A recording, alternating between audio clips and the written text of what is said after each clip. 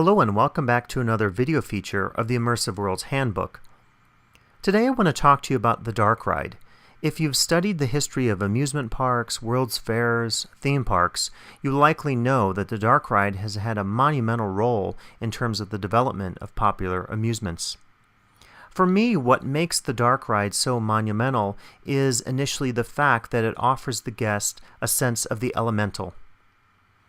By the elemental, I mean any element of a ride that gives the guests one overall sensation.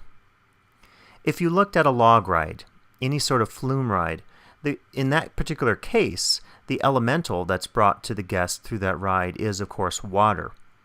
Other rides have taken use of this, even stunt shows. In some cases, the elemental there might be fire, where the guest could actually feel the heat sensation on his or her skin. When I think about the dark ride, the elemental is also quite profound, and the elemental, I believe, happens in the case of the dark ride in a number of sensory dimensions. In terms of looking at these sensory dimensions, for me, there are four key aspects of how the dark ride affects the guest in the sense of what I call the monumental. I believe that the first of these is the sense of mystery. When you think about that experience of being on a dark ride, it's quite profound. You're moving around the corner. You don't know exactly what to expect. There's this sense of foreboding that happens. And then out of nowhere, through any number of sensory uses of sound, of light, of any kind of spray or effect that happens on the ride, you're surprised. So that sense of suspense is building, and I believe overall this sense of mystery is incredibly profound in a dark ride. And of course, a second dimension of the monumental in a dark ride is the sense of illusion. There are so many ways that sensory deprivation and the use of the senses can create a story, can create any number of possible storylines in a dark space, and in a dark space that is augmented in some way through different sensory uses. And I think a third sense is contrast. If you've been on a dark ride, and particularly if you've gone from light to dark and back to light again and to dark, you have that powerful sense of contrast, which at an emotional level impacts you, and thus it creates a sense of the monumental.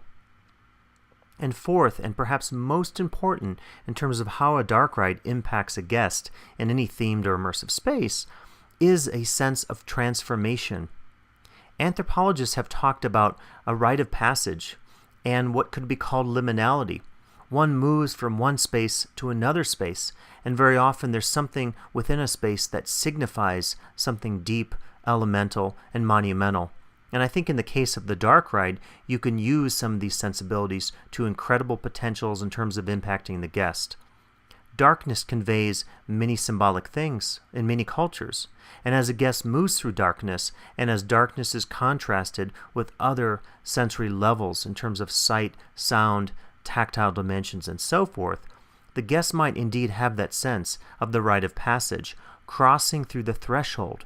And it's particularly dramatic as the guest comes out of the dark space and back into the light, and he or she resumes his or her everyday life. So I hope you come back and think about more of these dimensions, whether the dark ride or other aspects of theme and immersive spaces, and please return and listen to more of these videos that I feature for the Immersive Worlds Handbook.